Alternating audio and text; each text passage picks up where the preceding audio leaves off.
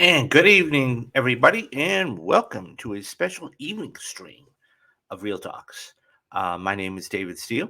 So I had a couple of videos I needed to record, and so I wanted to start out at least doing this one, and then we're gonna, we'll do the other ones later on. So this one, as I've said to you guys, and anybody who's a subscriber to the channel knows that starting January 9th, I'm actually going to be starting to stream live. So, what I'm going to do is anybody who doesn't see these now, okay, is going to be able to catch these on the flip side when when that starts. So, what the first week is going to consist of is on New Year's Day, you're going to get a brand new first perfect movie of the year.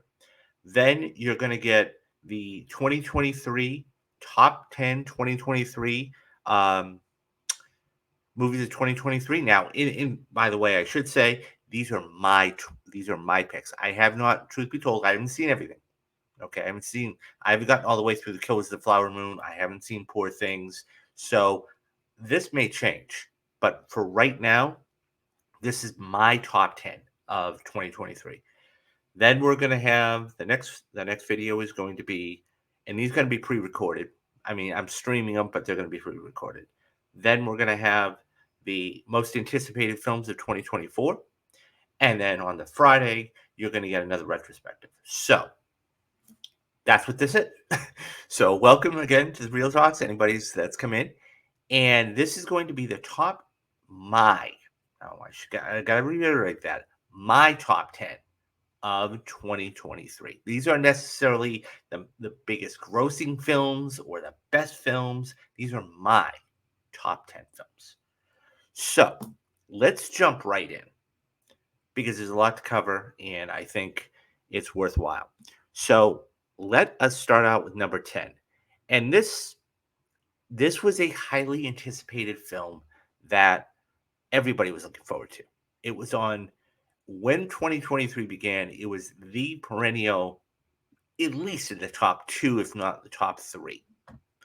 And I'm talking about The Flash. The Flash was a film that for years and years and years, this had been in production hell. Okay. There had been, it was principal photography had been gotten done. There were reshoots. Then there were reshoots of the reshoots. Then there were the reshoots of the reshoots of the reshoots. And then, of course, the whole Ezra, um, we had the whole Ezra Miller controversy. And hello, Dadpool. How are you? I hope you're doing well. I hope you enjoy this. So this had been in production hell for a long, long, long time. And once again, this necessarily isn't the greatest of the top 10 of these are mine. So there had been a lot of controversy. I mean, we can even go back to CinemaCon. Okay. So anybody who remembers all the way back in March of this year. So there's a little, I won't say festival. So every single year there is an event held in Las Vegas. And basically it's called CinemaCon. Now, CinemaCon is the perennial event if you are part of NATO, not that NATO. I'm talking about the National Association of Theater Owners. And what ended up happening was all of the all of the major theaters, AMC, Regal, um, all of the ones across the country go to this. And select people from the press too. I mean, if you can get an invite to CinemaCon, you're pretty distinguished. You've been in the field a while. You're doing due diligence.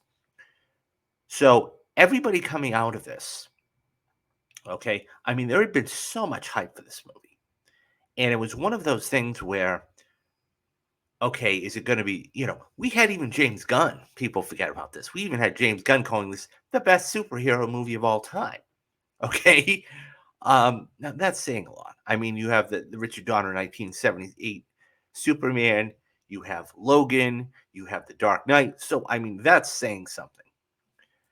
And so then on top of all of that, you had the Ezra Miller controversy. And the Ezra Mill controversy went on and on and on and on. And there were allegations, and I mean, he was going across the world, or they were going across the world. And so what ended up happening was this movie got so much hype.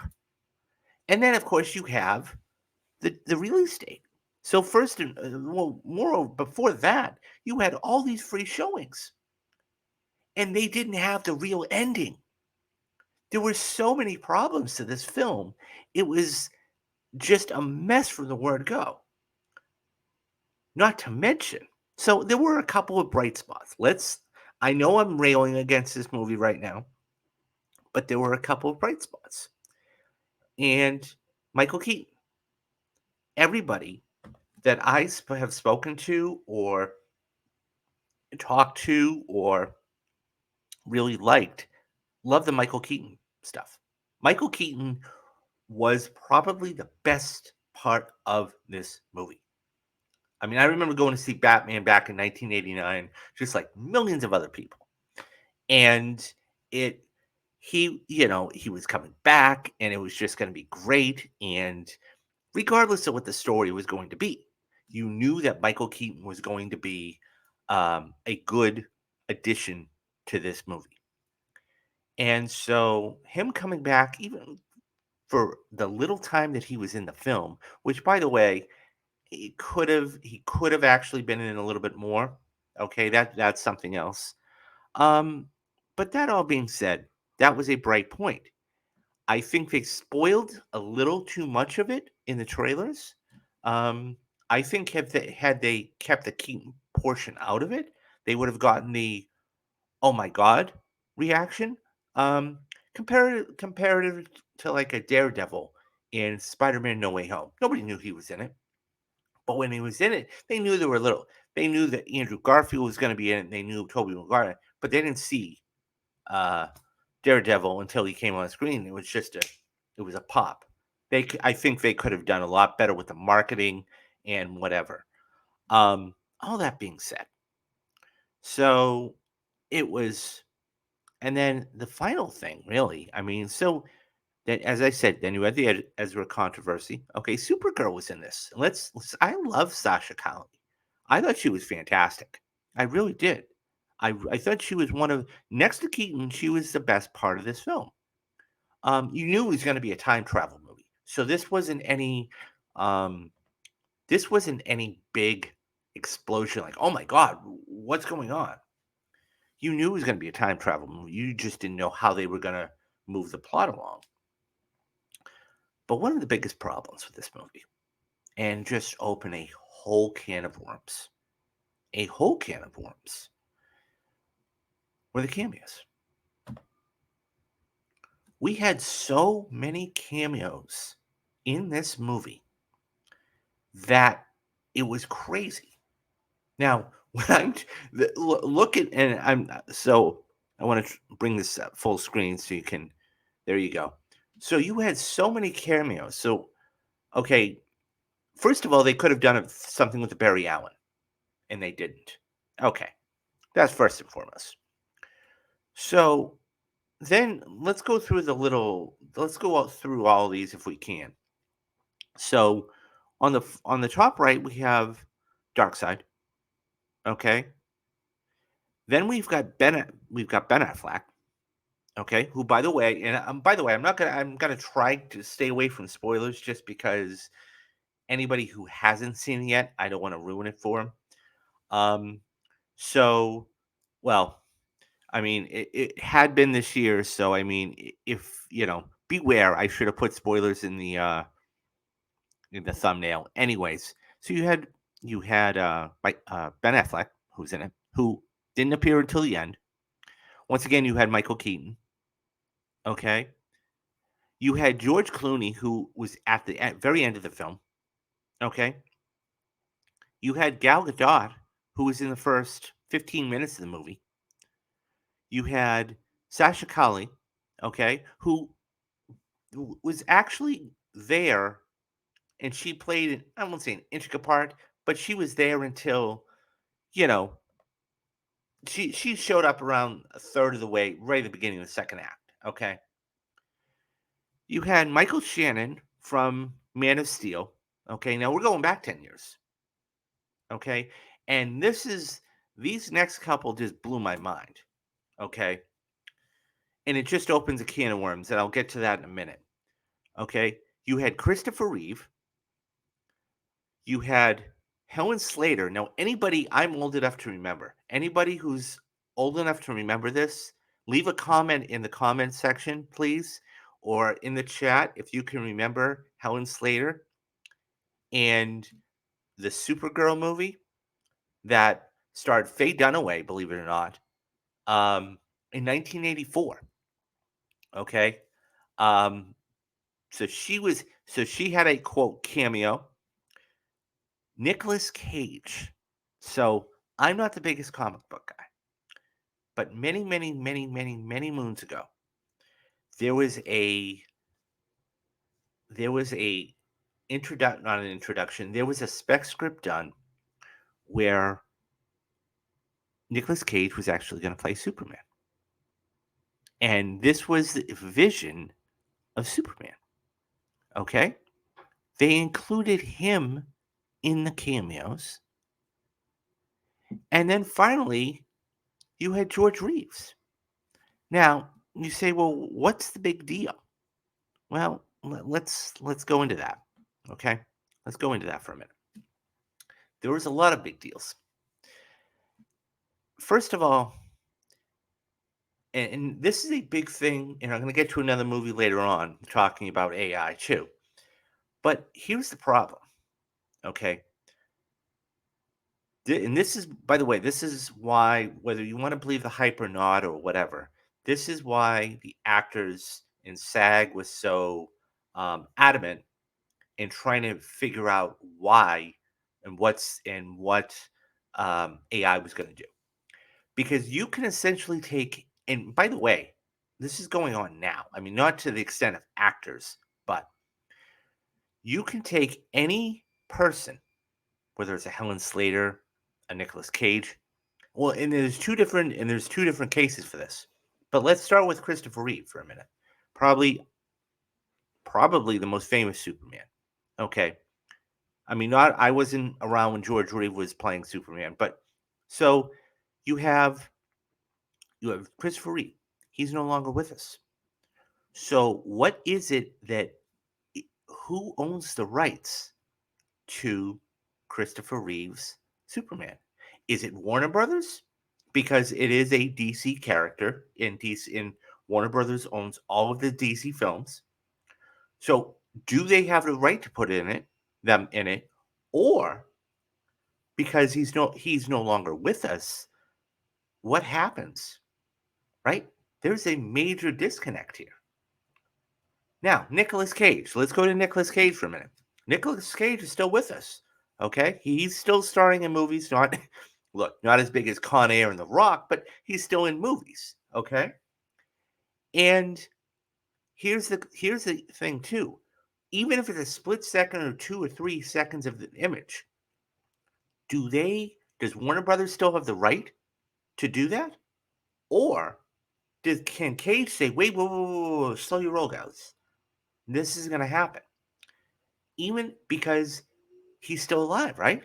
So can they use his image, even for 2 or 3 seconds, and have it be legal, right? Because if Nicolas Cage turns around and says, well, I didn't give my authorization for them to put my image in there, this is where a lot of this stuff is coming in. So you have name.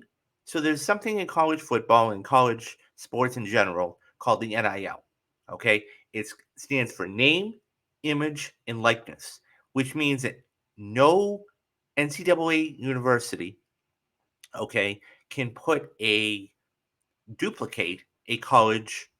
Um, so that's why when you always played college games back in the day, they always had numbers. They never had names because the person owns the right to their likeness. And it's the same premise here, guys. Okay. Nicolas Cage is still alive. He still owns his image. Okay, he still owns his likeness. He still owns everything about him. So can they put him in there, even though he never agreed to it? There is a big disconnect there. And of course, the last one is George Reeves. Okay, George Reeves. He's been dead for many, many, many, many years. So once again, him being the first Superman and everything, do they have the right to put that Superman in with that?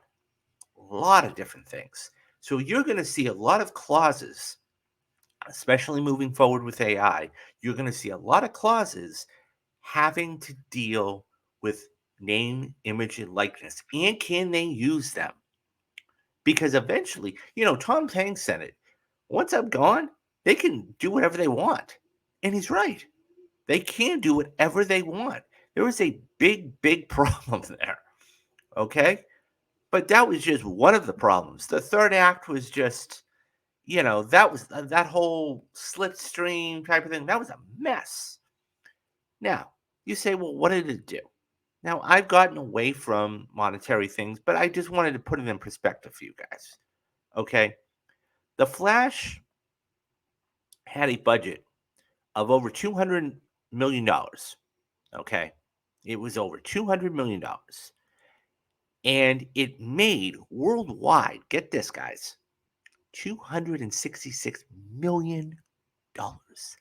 That's it. Now you say, well, what's the big deal? There's a huge deal because this movie had been delayed for 18 months. And every single day it was sitting on the shelf, it was losing money. Just like all the films in the last couple of years that were sitting on the shelf. And by the way, this was done during the pandemic. Okay. So this would have come out in 2020 or 2021 had it not, the pandemic not been happening. But nonetheless, it was, and it was opening the same day as another film, Elemental, right? So, I mean, it was really tough, So the money is not going as far as it used to. Nonetheless, it it made only $108 million. Okay, only $108 million. It made more. That tells you something. It made more money overseas than it here domestic. You say, and it made $50 million more. Now, since then, you've had a lot of VOD, video on demand rentals. You've had a lot of sales, physical media sales, and so it's kind of tax write-offs and everything else. Excuse me, but at the same time, it's still when you have that big of a budget, you're hoping to go at least 2 to 3 times that to make that up. Um, yeah. So now adjusted for inflation, it only made $100 million. Um, so yeah, there was a lot of problems with this movie, and it is what it is. I mean, I think personally speaking, this is going to be one of those movies you see in maybe 5, 10, even 15 years. People are going to look back on it and love it. But I mean, this is why you always have to look at movies in two different ways. You have to look at the here and now, and you have to look at it in, let's say, 10 years. Because how is it going to be received in 10 years? Is it going to be one of those films that's going to be like, okay, that was one of the worst films DC's or Warner Brothers has ever put out? Or is it going to have a following? So my number 10 film for the year, okay? My number 10 film for the year is The Flash. So now let's move on to the next film. The next film was another big, big, big, big budget film. Okay. It was it was huge. It was a huge film. And I'm talking about Fast X. Fast X. What can we say about Fast X, guys? I'm tired of the Fast and Furious franchise. Now, I know there had been people, I think Matthew Anderson, who I have had on the show before or whatever, he and a couple other people sat down and watched all of the Fast and Furious movies up until Fast X. Um, the first one was great. I really enjoyed the first one. I enjoyed, um, I really enjoyed the first one. It was a lot of fun. It was different. It was a car. Somebody said this to me the other day. It was like Point Break with cars, and he's right. You know, and I really enjoyed it. But it started to get really stale. The story was just not making sense. They were killing off characters and then bringing them back. And there's a different, I'm not saying Marvel is great with that, but at the same time, it was a mess. And it really was a copy, paste, and repeat type of franchise. And what I mean by that is you take any big star that comes in, they were the villain in the previous film. They turned out to be a good character in the next film, and then they joined the crew. And, the crew became huge. Okay? Huge. And this is just a small sample size of the cast right here. Okay? I didn't even get everybody in. Okay? So from left to right, okay, you have Helen Mirren, okay, which I think is fantastic, by the way. I not only as an actress, but just the fact that she wanted to be in it. You have Michelle Rodriguez, who was with this franchise when it first began back in 2002. And I'm going to get to something in a couple minutes, and it's really rubbed me the wrong way when it happened. Then you have Jordana Brewster, okay? And she is in arm in arm with Jason Statham, okay? We go to Charlize Theron, okay, who's a fantastic actress. I'm glad she was actually in the franchise. And then we go to Brie Larson. Brie Larson. Yes, that Brie Larson from the Marvels, guys. She was actually in Fast X. Um, Now I'm missing it quite obviously. You have Vin Diesel, you have John Cena, there's a couple of other people that aren't pictured here, but they are they were in the film. So something I didn't know until very recently, like after the film, was that Jason Statham, for the 5 minutes he was in the film, and by the way, guys, okay, call it 10 minutes. Don't be a nice guy and say 10 minutes. He made $15 million. $15 million. And do you know how much Michelle Rodriguez made? $3 million. Something's wrong here. Something is very, very wrong here.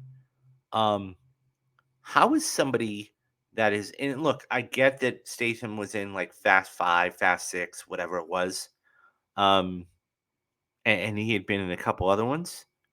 But how is it that um, a guy that was the uh, in the movie 10 minutes, okay, is making, I don't know, $15 million, and somebody that has been with the franchise for 20 plus years is making $3 million? What's going on here? Who's And by the way, Diesel himself made 20 to $25 million, and I'm not even talking about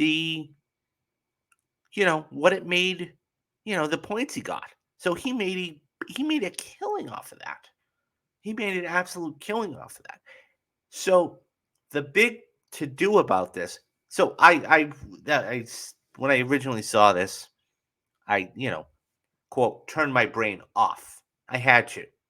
Not that I'm always in these dramatic roles and everything else, but I had to turn my brain off because this was just a fun movie, right? You had to go into it having a fun time with this, with the CGI and the cars and the backstory. It just went okay. Enjoy it. This is what a movie is supposed to be to a certain extent.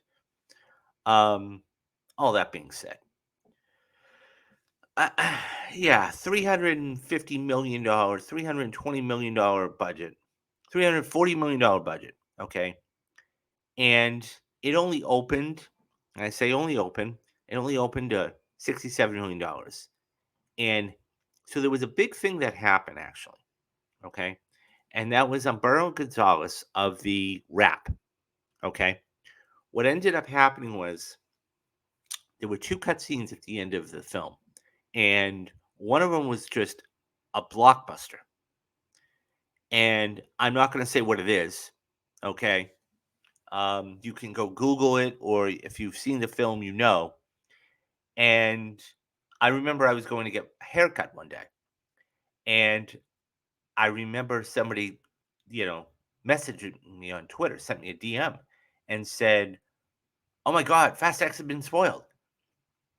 And so I looked, and I'm like, "Oh wow!" And I mean, it kind of it took the allure away from the movie. It was a big thing that you know what happened, and so and that's another whole thing. I'll do another video on this. Is spoilers. Like movie fans 25, 30 years ago, they didn't care about spoilers. They just went in to see the film. I mean, nobody, if you spoil a movie today, you're a really bad, bad, bad person. 25 years ago, they didn't care because the movie was going to be in the theater for close to 6 to 8 months or close to a year sometimes. And you could go see it time and time and time and time and time and time again.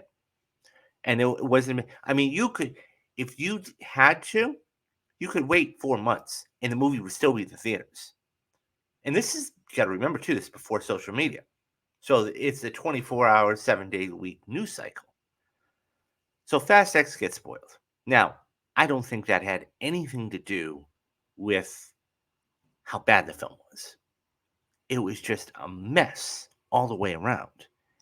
And, you know, the fact that you have somebody like a Michelle Rodriguez, like I was saying, only making $3 to $4 million, and she's been with the franchise from the start. That blew my mind when somebody like Statham, and by the way, he had been in the Meg 2. He's got a new movie called The Beekeepers coming out uh, early in 2024. Excuse me. And it's one of those things where he's making bank. I mean, he couldn't have said, "Hey, look, I'll take $5 million and take care of Michelle." I mean, and the funny thing is that Diesel had said, "Oh yeah, there's going to be three other films," and then never really came to be. Okay, um, and then on top of all of that, he had proposed that um, all of the women, okay, look like Helen Mirren and Michelle Rodriguez and Brie Larson, Georgia, and all of them get together and just go and do a movie. And they're like, "Yeah, no thanks. I'm not gonna be around for that." And I'm like, "What?" And it was Michelle who said that. And I'm like, "Well, there goes that." Because whether it was the treatment on the set or whether it was not getting enough money or fighting for it, it was a mess. So, as a result, once again, and by the way, them shooting in Italy, that they got tax breaks and everything else. And it was just a mess all the way around. And, you know, once again, I really had to turn my brain, quote, off because I'm going in there to enjoy a movie and I want to enjoy it, but I also want to be, d- I guess I just don't like dumb fun. And that's what this was. It was dumb fun. Um, so yeah, I mean, that was my number 9 movie of the year. Um, so let us continue on and let us go to the number 8 movie of the year. Once again, guys, this is my list. So, and once again, let me just take that off. This is my list. Okay, this isn't. I haven't gotten through Killers of the Flower Moon. I haven't gotten through Poor Things. I haven't gotten through, a couple of these other movies. So this may all change. Okay. I've got a lot of things going on for you guys. I'll talk about that at the end of the show. So my number 8 film came out early in the year. And once again, hopefully it was going to be a lot of hype for this, you know. And as there was. And I'm talking about Ant-Man and the Wasp. Another Marvel movie that, let's face it, at the time, Marvel had been a little underperforming, if you will. Okay. I mean, you got to go back to a couple of the other films that had been out, relatively speaking. Okay. Reception wise, whether it was Wakanda Forever, whether it was Doctor Strange and Multiverse of Madness, which, by the way, guys, for if that was underperforming, that did was damn good, making $950 million. Okay, just shy of $1 billion a couple years ago. Um, then you had Thor: Love and Thunder, which wasn't received as well as Ragnarok. So there was a couple of things there. So you were hoping brand new phase, brand new villain, let's go. And it I don't understand a lot of the decisions here. Um that's just me personally. I get, business decisions and everything else, but why would you have a character like Ant-Man fighting the big, I mean, who's a small, literally and figuratively, pun intended, a small character, okay, fighting this big bad, okay, um, for supposed to be for the whole thing, the whole phase, and then how it ended. Once again, I'm not going to say spoiler. I'm not going to spoil it, but I didn't care for the ending whatsoever, and I was waiting for something to happen, and I'm like, oh, you know. All that being said, um, I it was really, I gotta say, it was a letdown. It really was a letdown. It just um it didn't work. Now relatively speaking, financially, of course it worked because it was the number 8 movie of the year. Okay, it made if this is underperforming for a little under 460 or a little under $465 million. That's fantastic. Um, but for what was spent on the film, of course, you have to look at the budget, which was $200 million, so it basically doubled its profit. Doubled its margin there. Um, but story wise, I didn't care for it. I didn't care for it, and it was not. I got to say this off the top. It was not the actress that played the daughter. A lot of people said, "Oh, she's not that good of an actress," and you know, it was not her fault at all. And so I think that's something to be said too. Um, so and then you had um, and then you have Modoc, right? Which I'm trying to bring up a photo to show you guys because I think it's worthwhile.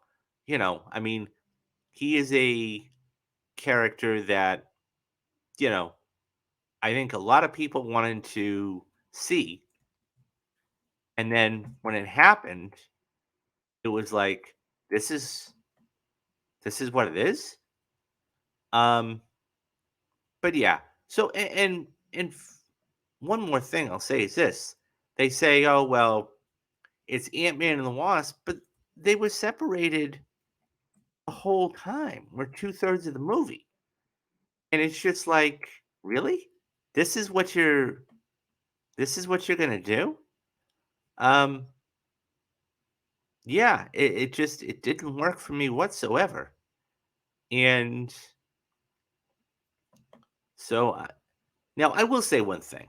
that all being said, um, I'm glad that they did have the callback to what it was, and I'm gonna bring it up for you guys right now because I think it's a necessary thing to see. And the dialogue too, some of the dialogue just got me. Okay. Um, so this is here we go. That's Modoc, guys. That's Modoc.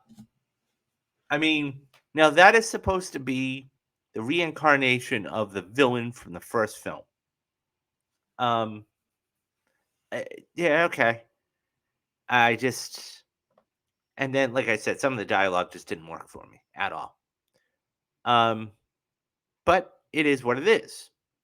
So, and then there's something else that has to be addressed here.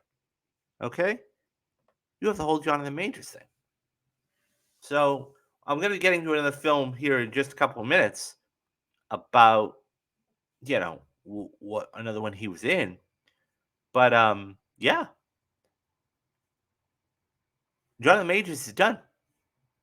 Once this whole thing came out about what happened, then Marvel was in a really tough spot because they go, well, what do we do? And they were the last people. I will give them credit about one thing.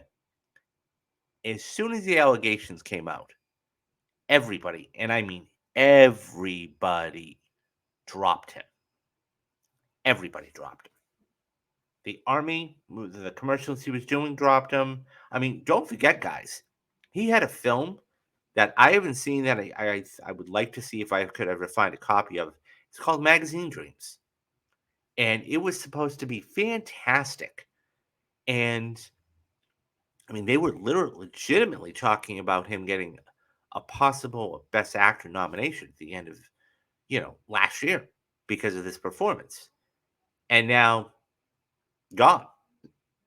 And so once all of this stuff happened, okay, the allegations and everything else, they Marvel was very judicious because look, let's face it, they had made the mistake before, okay, that of what happened with James Gunn, right?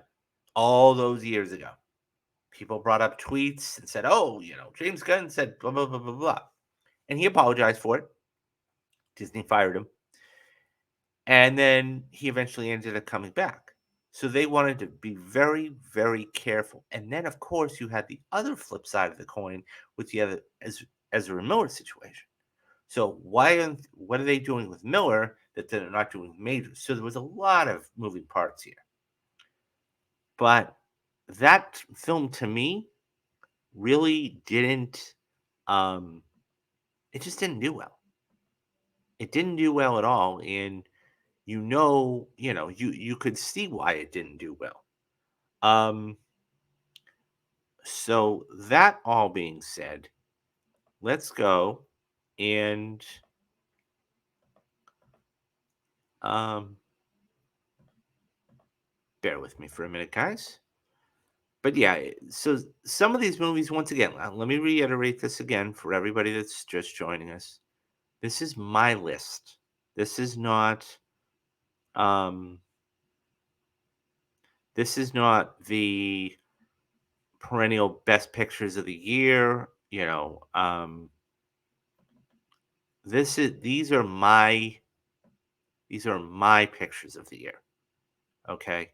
Um, and I think that there's something to be said about that because once again, I haven't gotten around to see Poor Things. I haven't gotten around to see. I got through the first hour of Killers of the Flower Moon, and it's not that I was bored with it. I just had other things to do. Okay. Um, and I just had to turn it off. So this may all change once that happens. So I'm putting in a couple more uh, pictures. Bear with me, guys. So, but anyways, I will say that I do have Um, I do have something on the horizon. I thought about something the other day, and I do have something on the horizon. I'm very interested in trying. Um, and it would be okay. It's the same one. It would be a couple times a month, and um, so I might as well just say it now while I'm getting this stuff going. So what I'm thinking about doing is um, I am considering doing a brand new series for the channel, and I was gonna start. Um, I was thinking I was because I've been watching a lot of like monologues, best monologues of film and everything else. And I said, I should probably do something like that for the channel.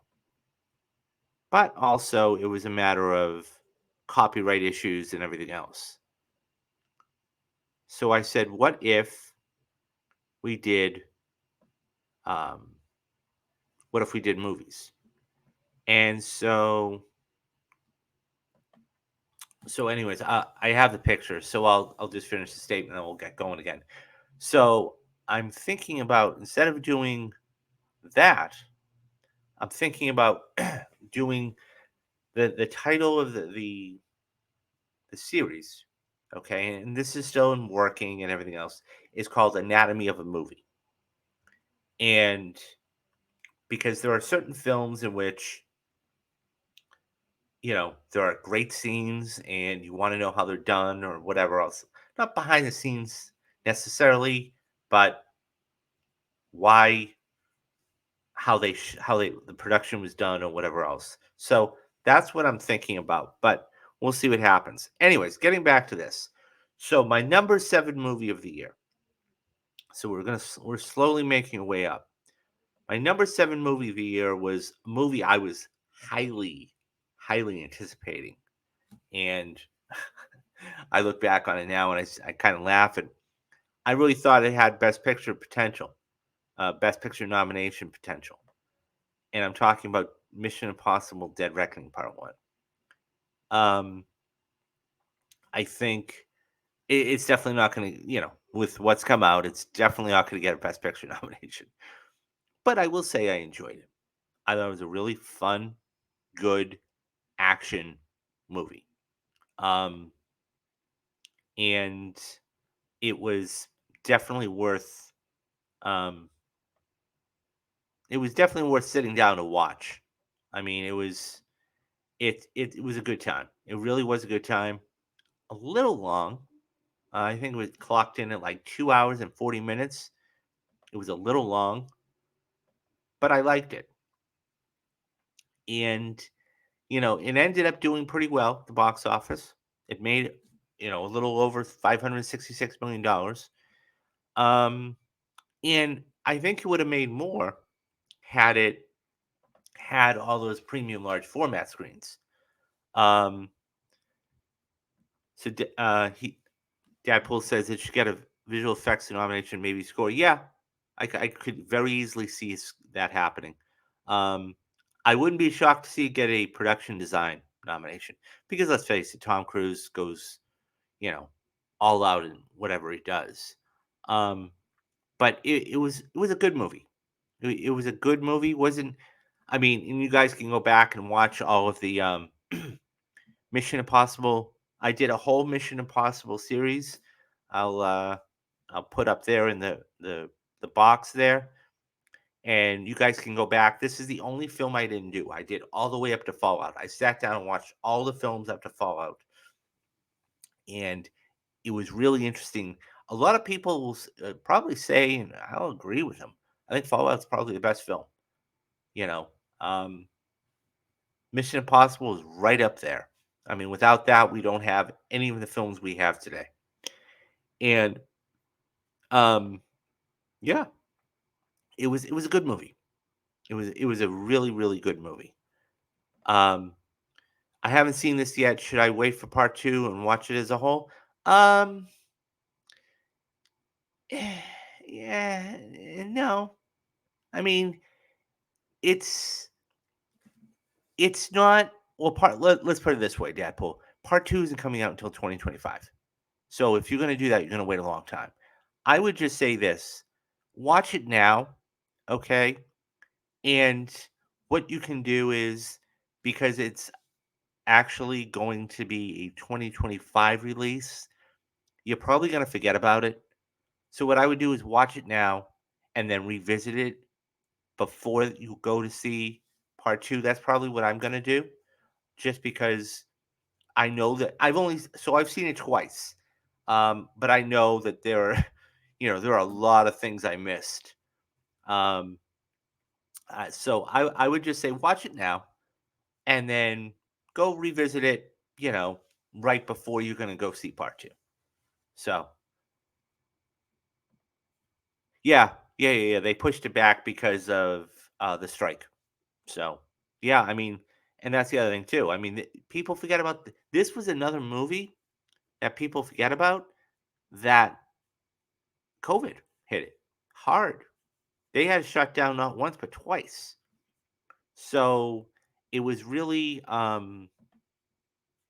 it was really difficult for them to make the release date that they wanted to make.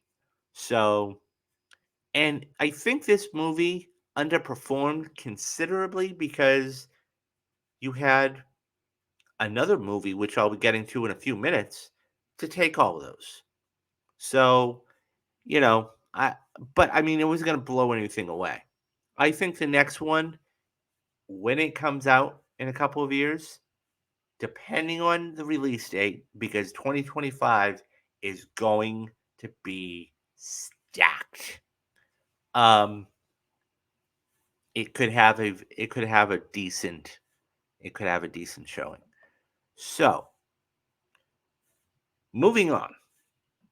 Now, I was going through these movies today, and I totally forgot about a movie that I had seen, and I went, "Oh, I've got to include this." And I was high on this movie, and it's um okay. Let's see if I can't find. Uh, bear with me, guys. Okay.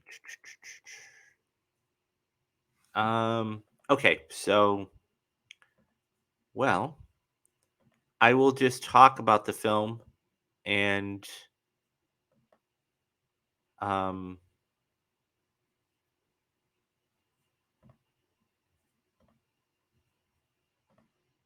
well, that's a perfect segue. It is on my list, and that was going to be my number 6 film. Is Air. Um, Air is a fantastic, fantastic movie. Let me get this picture off the screen here. Air is a fantastic movie. Um, it's one of the best of the year. Um, and I think that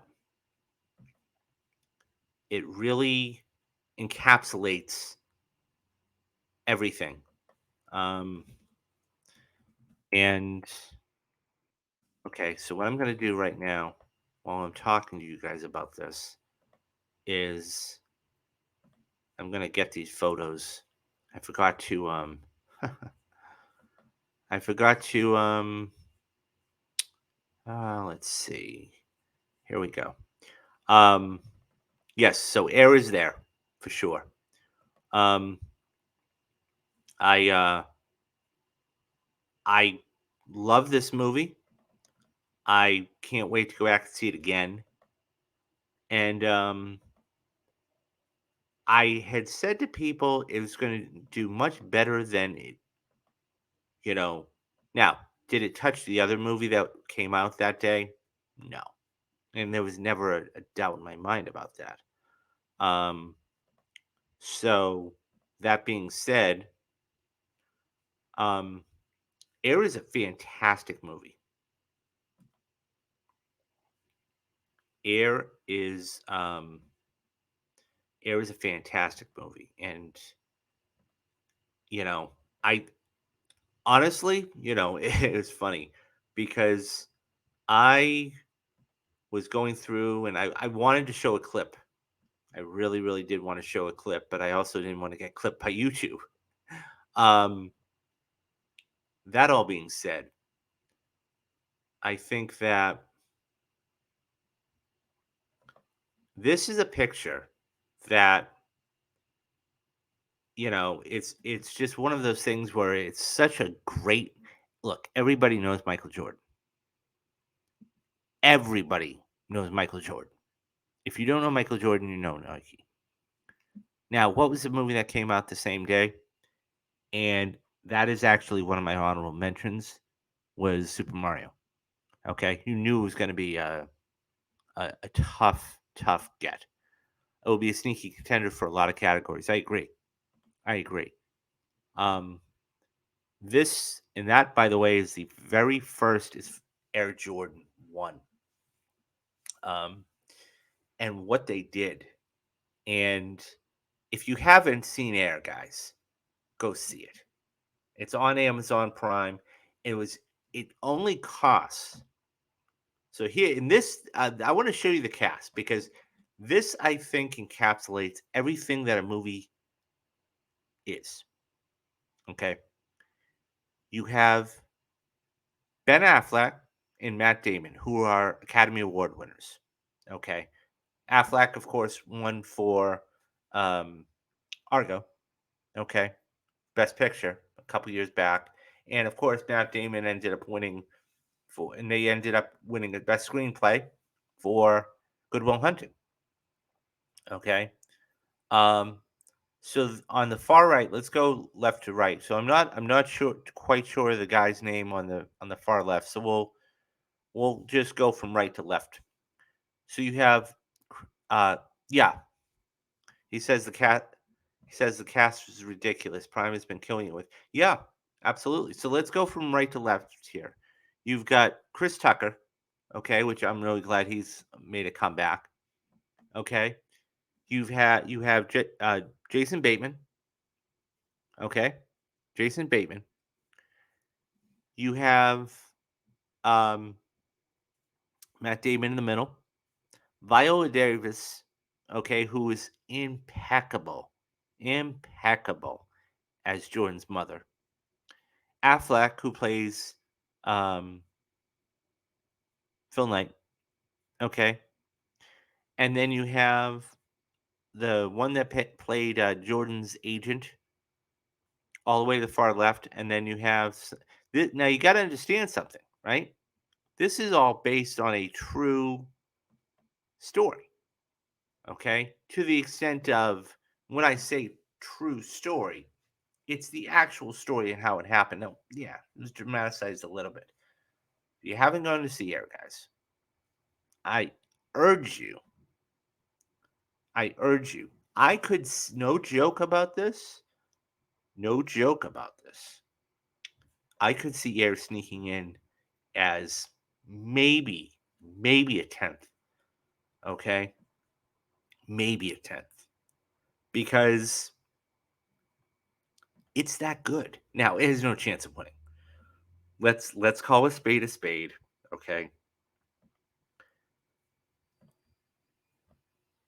2023, yeah, it really was. I agree with that, Deadpool.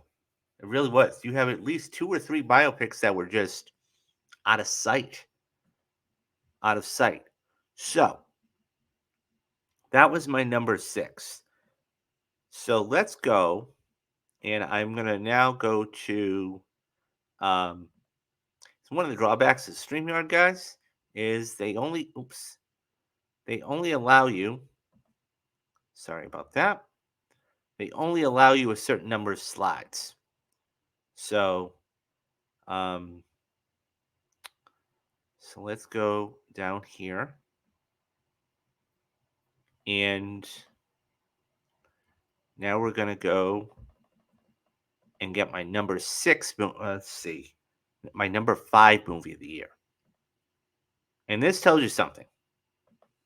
So this tells you something, and I think that they need to be commended because direct when you direct a movie, um, it's hard enough to direct a movie. It's even harder to star and direct in a movie. Okay, and I'm talking about Creed 3. Creed 3. This was a widely anticipated movie. Um, and you had Michael B. Jordan, who was actually, so you got to remember this was his directorial debut, and so Yoga, do you like serious historical films? Name a few so I can recommend an amazing one. I do like so historical movies. There are some very good ones out there. Um, without a doubt, I think that um, Schindler's List has got to be right up there. Schindler's List is probably one of the best, honestly, one of the best films. It's not a documentary, but Spielberg, I think it's his masterclass. I think that is his masterclass, and he went through a phase. If you ever really want to watch an interesting documentary, okay, sit down and watch Spielberg. It's on available on HBO Max.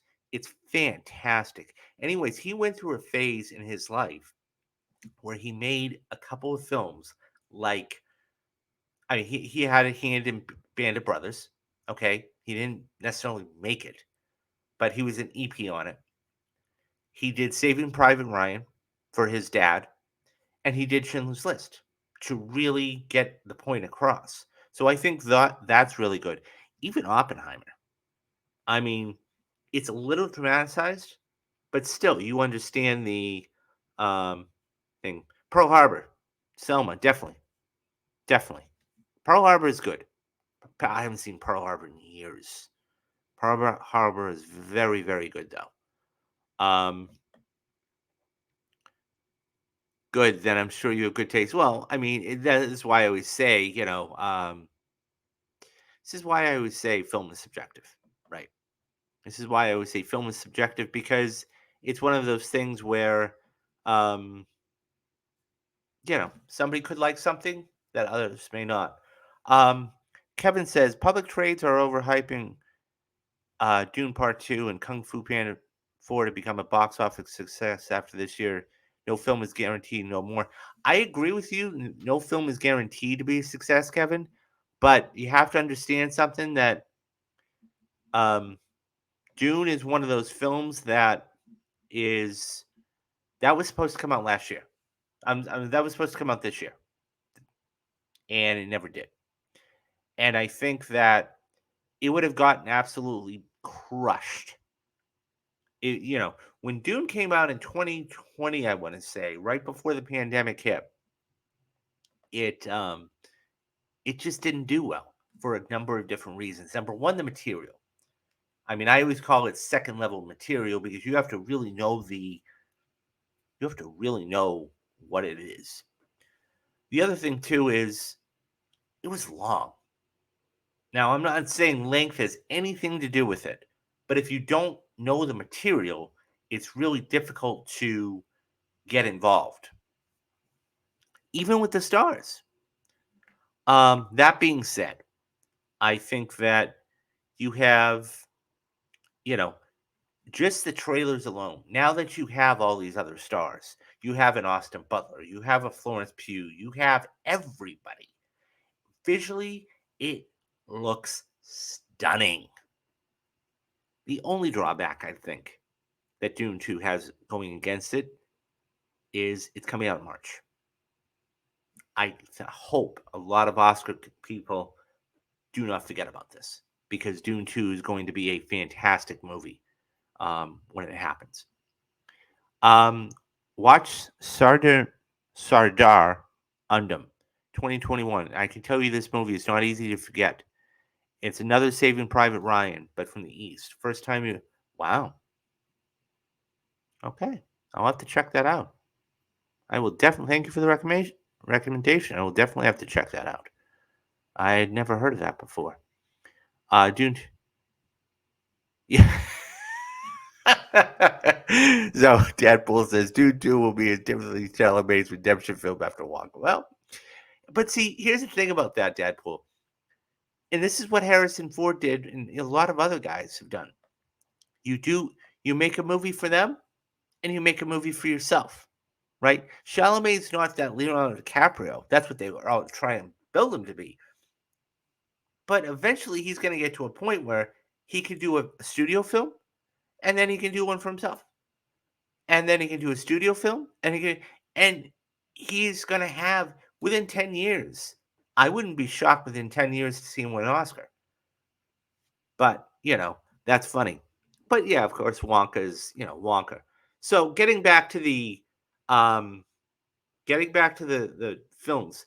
So my number 5 film of the year, and this tells you something, as I said, is Creed 3. Creed 3 is one of those films. It was it was a very good film for a directorial debut. Okay, and we had a lot of them in 2023. But I'll say this: he did a fantastic job because number one, he had hung around a lot with Antoine Fuqua. Okay, and I'm sorry, not Fuqua. I'm I'm blanking on the director's name, but nonetheless, um, it's having him been around. It was just how he did. Did was it perfect? No, I think the only other director that really did well in his directorial debut in the recent time is Bradley Cooper with The Star Is Born. That's the only other one I can think of. So this one was very good though. It had everything we wanted. It had the fights, okay? It had the fights, it had the emotional punch to it. It had everything you wanted. And I think that was a major thing. So, um, it did once again. I go back to this is the shot when they're promoting the first fight between Jonathan Majors and so this guy over here is supposed to be the champ. So that's the whole premise of this movie, right? Is that Adonis has basically taken a back seat. He's retired and he's now a promoter. He's still in the game, but he's not boxing. And so he's setting up all the biggest fights in the world. And so this was the fight and then of course Majors coming in. And so this is a fascinating thing too. Okay. That Jonathan Majors think about this, guys. Jonathan Majors had the number one and number two movie in the world at one point in time. Think about that. That's crazy. He had Ant-Man and the Wasp, and then he had Creed 3. That's insane to even think about. So, all of that being said, I think that's, it's crazy to even think that he is gone, like just vanished. I mean, we will not, I mean, legitimately, he got canceled very, very quick. Um, Anyways, but yeah, I really like Creed 3. It did well. I really hope. The one thing I want to see from Creed 3 or Creed 4, because they have already announced another film. I want to see Adonis because we saw so that his daughter, okay, one thing I really enjoyed about this too is his daughter, she was hard of hearing. So that was one of the things on the set. Everybody loved her, and she taught everybody sign language and everything else. And she was like, she really wanted to, she was watching some of his boxing videos. I really hope they pursue her. I want to see Adonis and like start to train her. I hope the next film we see like 10 years, 12, 15 years down the road, and she's actually becoming a boxer, a female boxer, a high caliber boxer. That's what I want to see. I think that would be fantastic. That would be fantastic, and it would do. I think it would do really well. I think it would do really, really well. Um, so Kevin says, "I hope Paramount Pictures makes a comeback. I don't want to see another studio go away." Yeah, yeah. I mean, look, they're going to have one more major movie with, Dead Reckoning Part Two coming out in a couple years. Um, it's just a matter of what. Let's not jump the gun yet. There have only been talks. Okay, I think that's something that the acquisition has not happened quite yet. So majors will make a comeback. Give it a few years. Not taking the situation lightly, but it was. Oh no, I agree. I totally agree with you. I totally, totally agree with you. Um, and going back to what you just said, right? Look, I mean, I was before I started the stream tonight. I watched that final clip of Air, where Sonny's sitting down with Jordan, and he's being real with him. He's like, "Listen, people are gonna build you up. God, are they gonna build you up? But what they love to do is they love to tear you down, and people love a comeback story." And they were the cross cutting with all of the things, his events of his life, and look what happened. Michael Jordan went through the worst 2 years of his life, and then he came back and won another three championships. And that's the biggest thing. And I think that's what people don't remember unless you were around in the early 90s, in the mid 90s. People don't remember that. They only remember the final shot he took with the Chicago Bull, or you know they don't remember him as an owner. So I totally agree with you in that respect. I totally agree with you in that respect. And he definitely will be making a comeback. Look, I wouldn't be shocked. I know this sounds crazy. I wouldn't be shocked to see him in Creed 4. I really wouldn't. Because it's not going to be, look, they're going to develop it, and then what's going to end up happening is um by the time that starts filming, what's going to end up happening is it's going to, people are going to forget about it. People love a comeback story. People love a comeback story. Okay, so I see your comment, Kevin, and I'm going to get to it in just a moment. Um, I want to talk about my number 4 film of the year, and um, this was an amazing, amazing film. Um, so it looks like I only have these two, but that's okay. So let me talk about my number 4 film of the year. And this is just, I actually sat down, I watched the first one first, and then went and talked about, I was blown away. Spider-Man Across the Spider-Verse. This movie, oh, Deadpool, thank you very much. Thank you, thank you, thank you very much. I appreciate that. Guys, yeah, thank you from the bottom of my heart. Um, yeah, so I have some things I have to start figuring out. I do have memberships to give away. I have to figure out exactly how to do it. So everybody in here, if you do pop in and you want to stay, I want to figure out how to give these memberships away at some point. But once again, Dad Pool, from the bottom of my heart, thank you. Um, so my number 4 film of the year, Spider-Man Across the Spider-Verse. This was an amazing film. Not only was it emotional, not only did it continue the story of the first one, it really accentuated things. And we see Miles Morales actually growing up. Now, I never played the video game. I played the first Spider-Man game. I never played the Miles Morales one. But the animation in this was just unbelievable. unbelievable.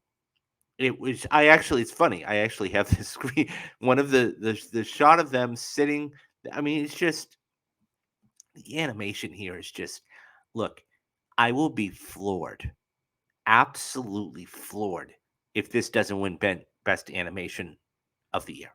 I really will because it just worked on so many levels. And I think that, you know, they have obviously they have a hit on their hands and it's just one of those things where um I cannot wait to see the I can't wait to see the way that the last one I can't wait to see the next one. I just can't wait to see it. It's gonna be so good. But no, seriously, the animation was just and look, there were a lot of good animated movies to come out this year. I'm not saying that.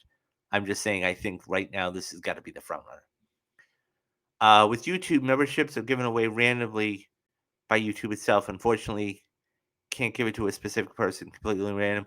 Yeah, okay. So yeah, once again, I'm still trying to figure out memberships and how and all that and how it works. It seems that like you know more than I do about this, so I have to get on that. But yeah, I really this just this movie was just so crisp and it was fun and I love the different little ways they were able to integrate things and it was just it hit a home run. It was a feel good movie for the time we needed it. And what's that old line? It was the thing we needed but didn't deserve. And that's it. This was the movie we needed but we didn't deserve it. And I can't wait until I don't know if they actually came out with a release date. I want to say it's 2025, but I know fairly recently after the film's release, Phil Lord and the other producer came out and said they're going to delay it a little bit just so they can get the um, final one at there. So yeah, this movie just it hit a home run all the way around, and I cannot wait, as millions of other people can't wait to see it. Um, the movie is a good bridge from the animation. Yes, agreed. And even so much like the video game.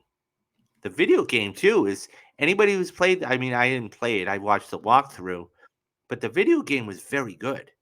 It was shorter. It was shorter than Spider-Man 2, but it was it was very good nonetheless. Okay, so now we're getting into the top tier stuff. We've only got 3 movies left. Um, let me see if I can find. Um, okay, hold on. Okay, well, let me bear with me, guys. The I downloaded the pictures. I know I have them. Um, well, okay. So,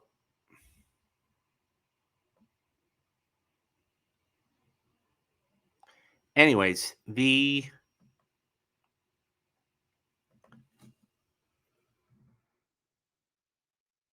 okay. So, anyways, I'll just tell you what my number 3 movie is, and that's Guardians of the Galaxy. Guardians of the Galaxy 3. Um, it was just a home run. It was just a home run on so many different levels, and I think that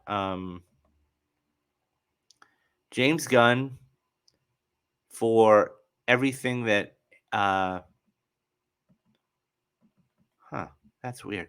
Um, yeah, I mean, it just hit a home run. But I will say this, okay? So by the way, I want to actually show you guys this too. This was a cast of Spider-Verse. And you know, there was a couple of producers there and they had so much fun. And you got to understand the voice acting is very. I mean, I've never done it, so I don't know per se, but it's got to be very difficult because you've got to show emotion. You've got to, it's one of those things. It's just it's hard, and I mean, for people, somebody like Rocket Raccoon or Bradley Cooper doing that. It's one thing to act in person, but it's another complete thing to act that. So Deadpool, Guardians of the Galaxy was a great closing. Yeah, I agree wholeheartedly. And Dave Bautista even came out and said, "I'm glad I played the role, but I'm done with it." And I mean, look, Zoe Saldana was in. She's been in two or three of the biggest franchises in the world with Guardians of the Galaxy, and then you had you know Avatar, and um, so. But yeah, Guardians of the Galaxy was my number three, and it there's nothing you can say. So I read an article a couple months before the film came out, and they had to sit down with James Gunn, and he essentially said this: the first film was about the mother, the second film was about the father, and the third film was about them. And that's always stuck with me because he had a plan. When you have a plan, like a Christopher Nolan, for example, and we're going to get to a film of his in a couple minutes, that it's one of those things where you have the story mapped out. Think of all of the great screenwriters or stories over the past, I don't know, trilogies, if you will, over the past 40 or 50 years. The three that really stick out to me are Star Wars, um, Guardians of the Galaxy, and The Dark Knight. So Star Wars, when George Lucas wrote Star Wars, okay, what he did was he had it all mapped out. Okay. Oh, obviously for the time, he couldn't make what he did for, let's say, Phantom Menace. But what he did do, okay, is he had Star Wars, Empire, and Jedi all mapped out. All mapped out. Same thing with The Dark Knight. Okay. We go with Batman Begins, which it's a very good movie. Batman Begins is a very solid film. Okay, I watched that back. You know, it's a solid film. Then you have um The Dark Knight. Easily, I think it's a perfect movie. And guys, if you want to, please go check out um my other series. It's called Perfect Movies. Once a month, I come out and I these obviously film is subjective, however, but these are films that are not only critically acclaimed, but I think are perfect films. There isn't a flaw in them. These are films that when you sit down, you just can't take your eyes off of. I'm talking about Silence of the Lambs, I'm talking about The Social Network, I'm talking about Heat, things like that. The Dark Knight's a perfect movie, and I did do it for the Perfect Movie series. And, Dark Knight Rises was pretty good, but he had a whole thing. James Gunn, once again, Guardians of the Galaxy, Guardians 2 and Guardians 3. Fantastic films. Um, Best animated film, who could win? Pixar, Elemental would win. Spider-Man. I think Elemental's going to be there. I mean, we'll see. I mean, I don't know what the short list was for that, but I right now for me, I think it's got to be. I think it's got to be Across the Spider-Verse. I do.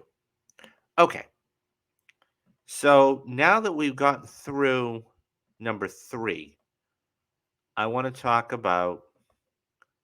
We've only got two left, guys.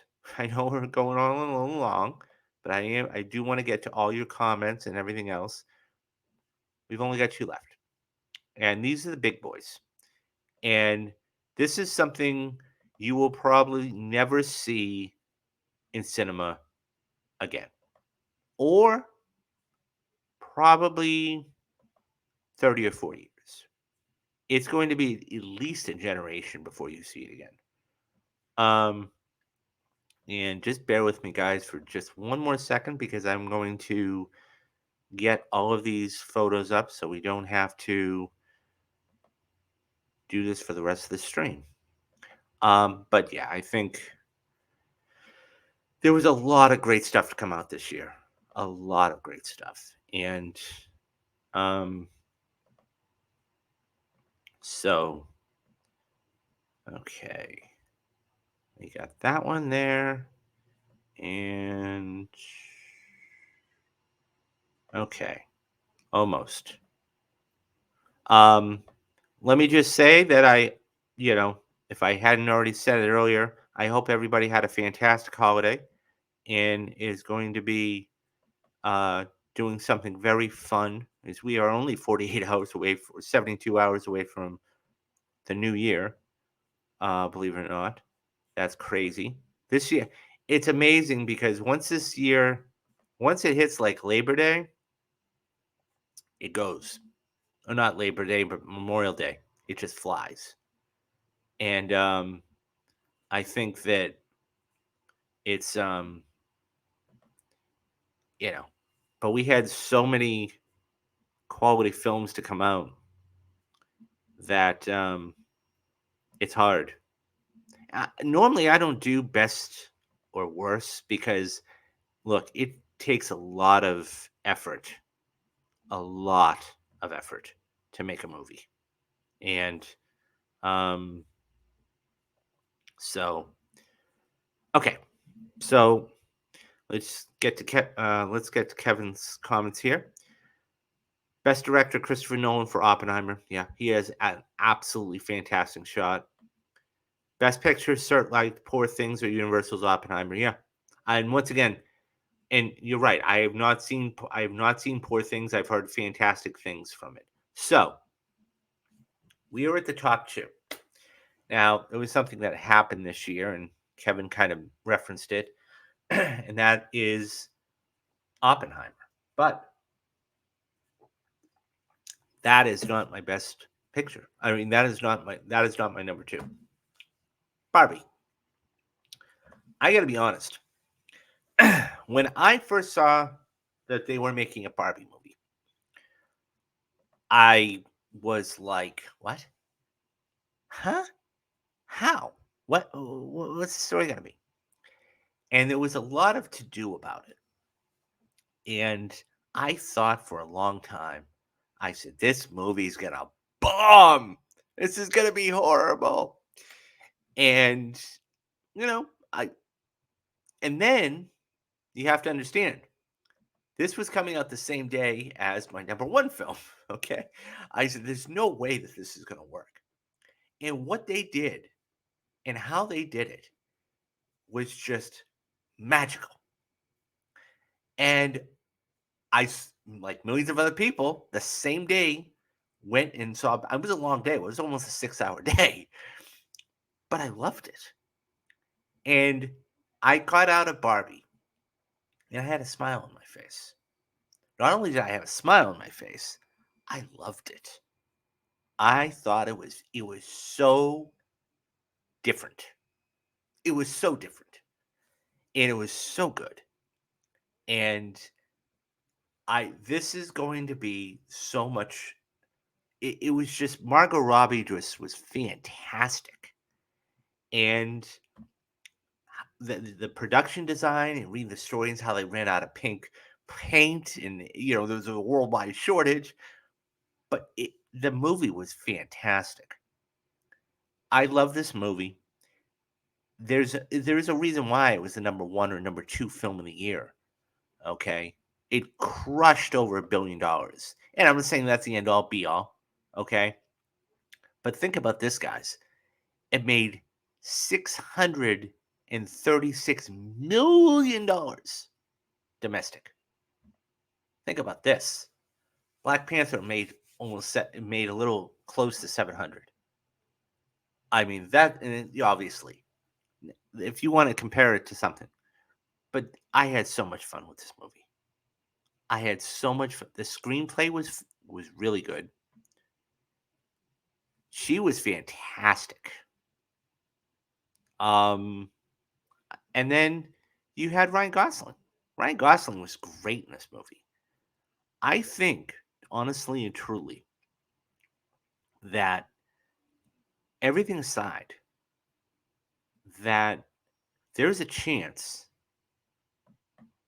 Warner Brothers, yeah, oh, definitely win Oscars. I have no doubt in my mind, Kevin. I think there's a chance, and I'm not overstating this when I say it. I think that this has a chance to probably get like 9 or 10 Oscar nominations.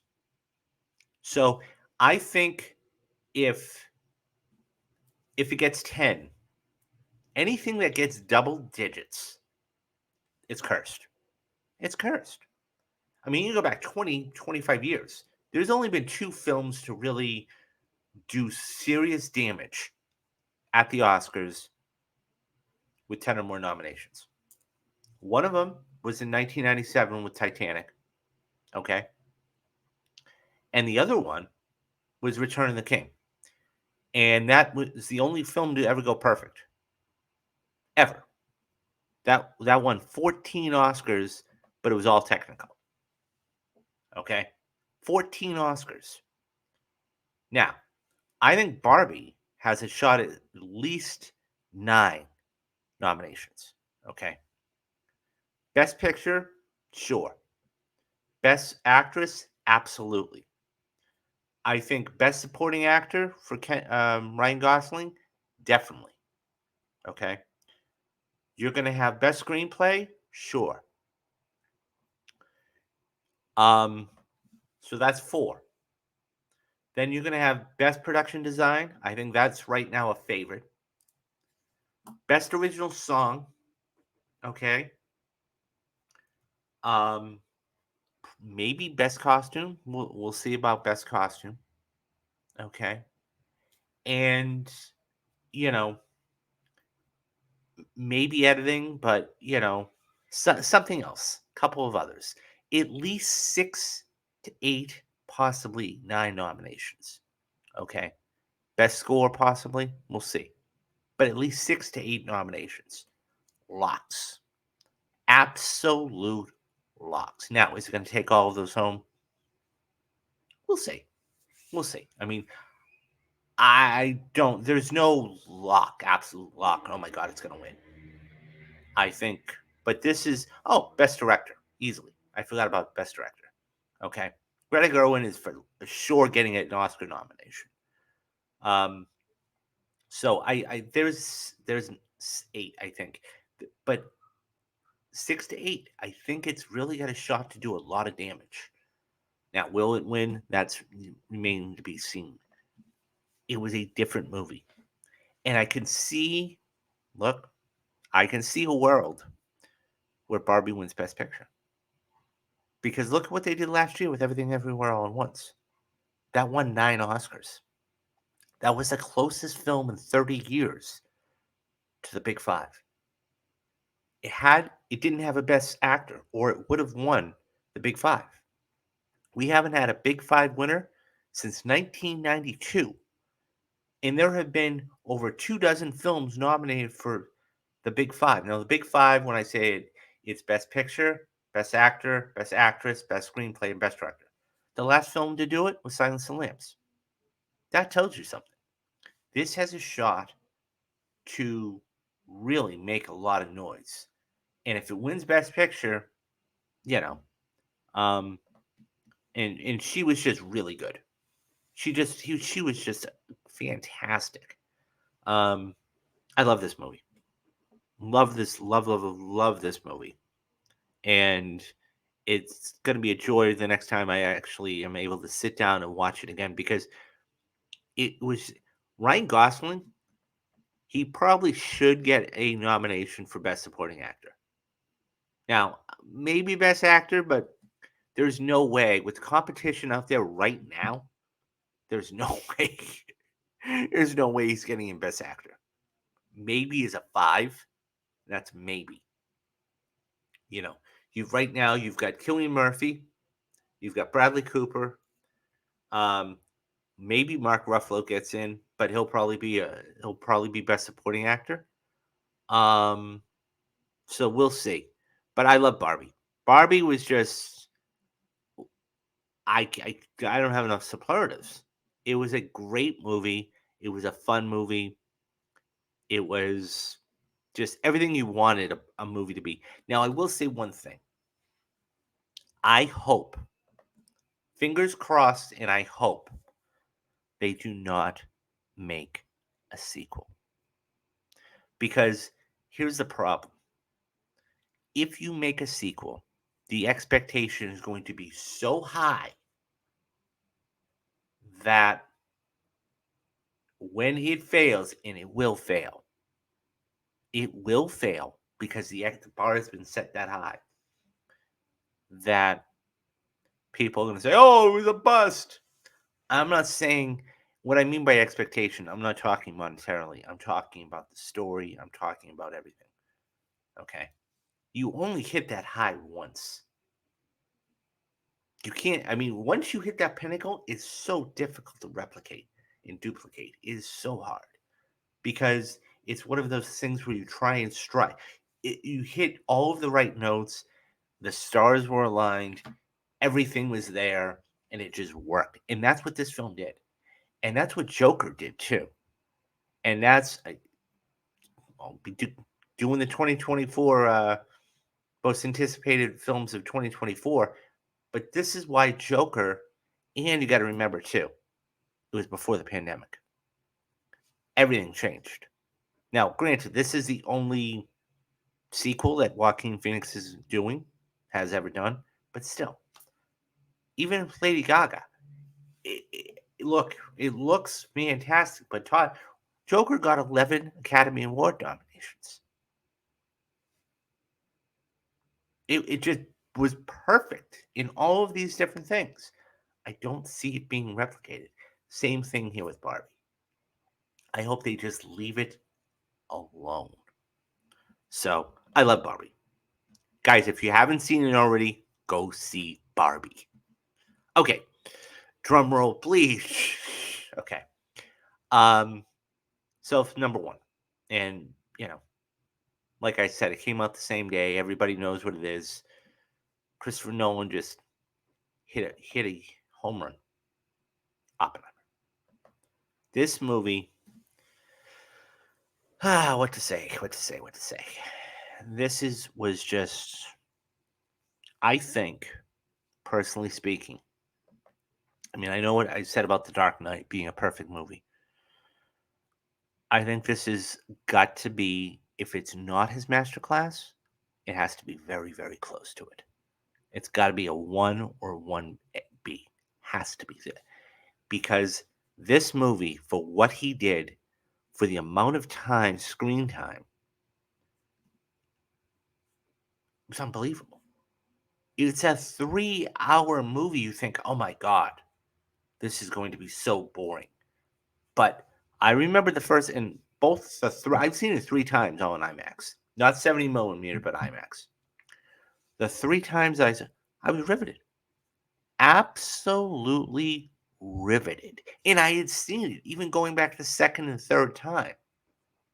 It was unbelievable. What he did, I forget about, it's all about the lead up, right? It's all about the anticipation. And it, I can't tell you.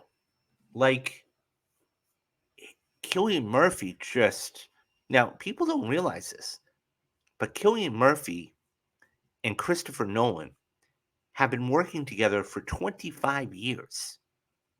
Okay? I mean, a lot of people know him from Peaky Blinders and everything else, but they have been working together for 25 years. I mean, he did Inception, he's done Dunkirk, he's done Batman Begins, he's done, he was in The Dark Knight briefly. He's done everything. And so, and he was just unbelievable. And he had, the conversations that everybody had, and when they got the script, he wrote everything in the first person. Nolan, when he wrote the script, wrote it in the first person. I did that. So usually when you're script writing, you write, David does whatever and does the actions. Like I wrote, I did whatever. And it was completely different script. and that's why everybody wanted to be a part of this. And yeah, I mean, it was just it was fantastic from everything about it, from the lead up to it. There was so many different. What he did well, really well, he didn't leave you in one space too long. There were two or three different stories going on. Okay, you had the story of Oppenheimer, you had the story of Strauss, and you had the story of the the the hearings. Okay, and he just left you in there long enough to go back and forth. And I just look. I think that right now, for me, right now, and mind you, once again, I have not seen Maestro. Okay, um, yeah. So I have not seen Maestro, and I think that's going to be an indicator too. But I think right now, for my money, Killian Murphy is the favorite. Even getting through an hour of um, Killers of the Flower Moon. And I'm sure De Niro's going to get nominated, and Leo's not. Leo's going to get nominated. Martin Scorsese is going to be there for director and everything else. Okay, right now, yeah, I can't think of anybody else but Robert Downey Jr. winning the Oscar. I mean, maybe I'm wrong about that, but I don't see anybody else winning. I mean, just the portrayal of Strauss was just fantastic. But I can't leave out one other thing, and this is a big, big thing. That's the women. The women in Oppenheimer's life had a big part to play in all of this. And whether it was his wife or his other love interest, Florence Pugh. And, you know, look, here's the thing. I remember when everybody was saying, "Oh, that scene in Oppenheimer with Florence Pugh and blah blah," and so I saw the movie and I was like, "Okay, so what's the problem with this?" I didn't see, as long as this story is moving forward, and it was, I didn't have a problem with it. It it was just well done. And I think that, I think a lot of people made, look, there are scenes in films that gratuitous sex or, sexuality is not needed. Um, but this definitely wasn't one of them. And Nolan knew what he was doing. Okay. And I didn't have a problem with it. I think so. Once again, just like Barbie, okay, just like Barbie, I can see this getting 8 to 10 nominations. I can, okay, easily, easily. So let's run through them real quick. We got Best Picture, the lock, nominations, lock. Number two, Cillian Murphy, lock, absolute lock. I could see Emily Blunt getting a nomination for this. I could, just because even though she didn't have a lot of screen time, she was damn good in what she had. I mean that whole scene near the in the third act was fantastic. That could be her little Oscar moment. Um, Robert Downey Jr. Let's call a spade a spade. Robert Downey Jr. right now for me is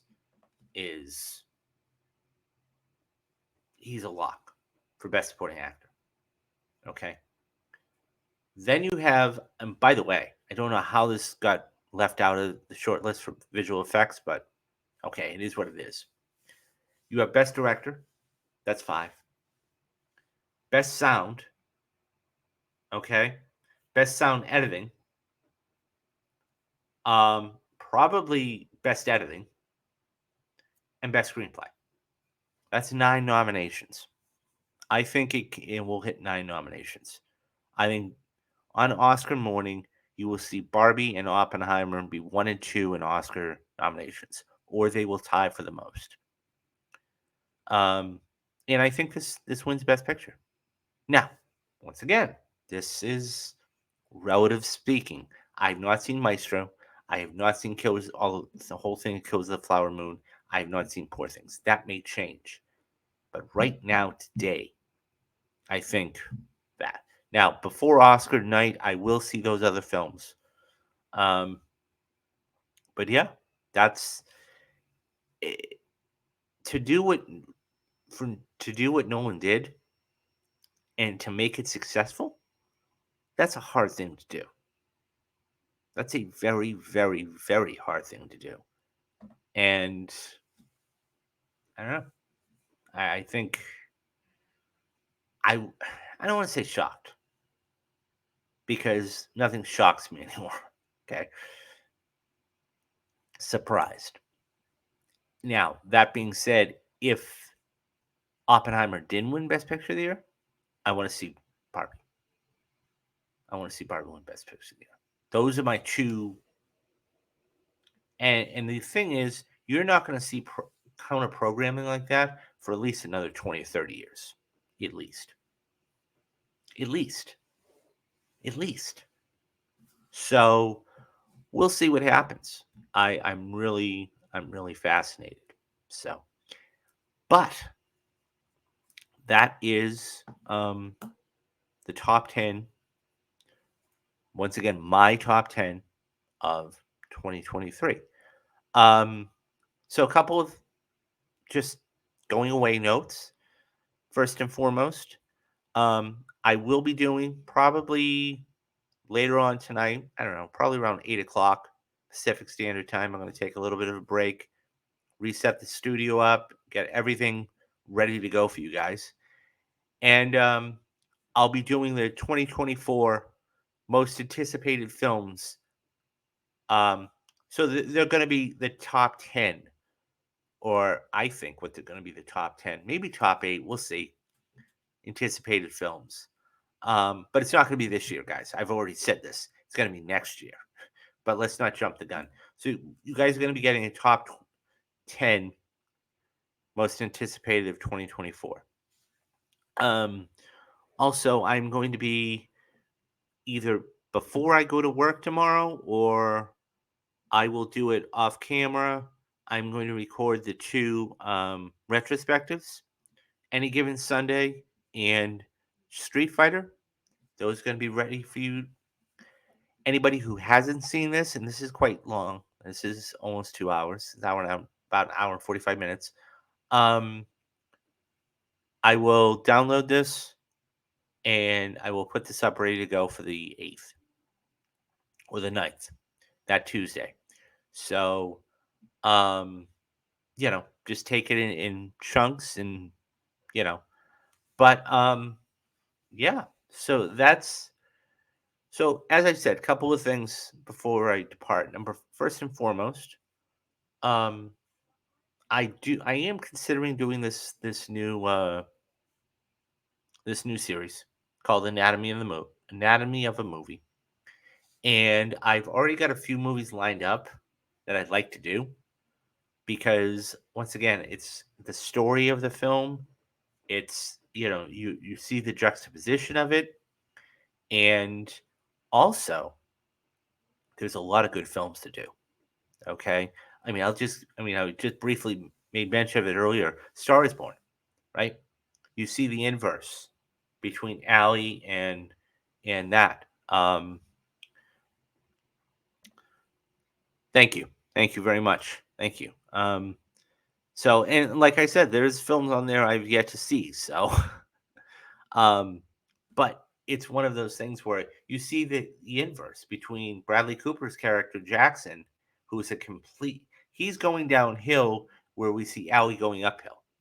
Okay, that's just one. or um, even Empire Strikes Back. Okay, Empire Strikes Back, which I've done for the perfect movies, but in the first film, you're seeing all of the rage that Luke has, right? I mean, you go into the whether it's the cave scene or the rage he's uses when he fights Vader, or the acceptance that Vader is his father and he's crushed by it. And then when you go to Jedi, it's completely different because Jedi is about accepting loss. He loses Yoda. His father gets redeemed, but he loses him. He accepts all these things. There's so many different things, but it's worth talking about because that's what good filmmaking is. Heat. I always talk about. I think Heat is one of the top 25 that coffee shop scenes, one of the top 25 scenes ever put on film. You have Macaulay, who is very poised and everything else professionally, but his personal life is empty. It's the same thing with Hannah, right? Professionally, he's very good, but personally, he's gone through a couple marriages and everything else. There's so much good stuff there. Anyways, guys, I'm thinking about doing that. Um, and yeah, so I don't have to say it, but I'll say it anyways. If you guys please, if nothing else, hit that like and subscribe button. I know these are long videos. I'm getting through them though. Take them in bite-sized chunks, 5 minute, 10 minute. Take it one movie at a time, right? This is a long list, but just take it one movie at a time if you have to. But if nothing else, hit that like and subscribe button. Because what that does is A, is it tells me you likes the content. B, you're never going to miss a video coming out. And C, you're really going to enjoy everything that I'm doing. Um, if you want to, and I say if you want to, I mean, Dadpool was fantastic in doing it. There are a number of different ways you can support me. Okay. One of them is becoming a member. You know, um, I made them extremely cheap. And, I mean, when you look at the price of things today and then you look at what you could be doing to help somebody out, um, it's pretty amazing to see. Um, so I just want to give you guys a quick. So this is the right now. It's free right now. And Dadpool, once again, I say thank you very much. So I have 3 memberships. Okay. So I have the moviegoer, which is just basically saying thank you. The second one is $6.99 a month. Okay, or it's $5.99 a month. And the big boy, the big one, is $10 a month. You can't get all this. Can't get all this entertainment anywhere else. Not even Netflix for $10 a month. I'm telling you guys, it's the best $10 you ever spend in your life. And what it does is it helps me out. Okay. I mean, I've said it before, I'll say it again. My goal this year is to get to 2,000 subscribers. Let me delete that real quick. But it is to get to 2,000 subscribers. Okay. And my goal and is anywhere between 20 to 30 paid memberships. So, you know, and that will definitely help me on my journey. So, all of that being said, um, that is the list for 2023. And I will be back in probably, I don't know, an hour or so. Grab something to eat, get the studio set up, and you guys will be getting another stream very, very shortly. So, thank you very much for joining me. And that is going to do it for this episode. I am David Steele, and you have been watching Real Talks. Bye bye, guys.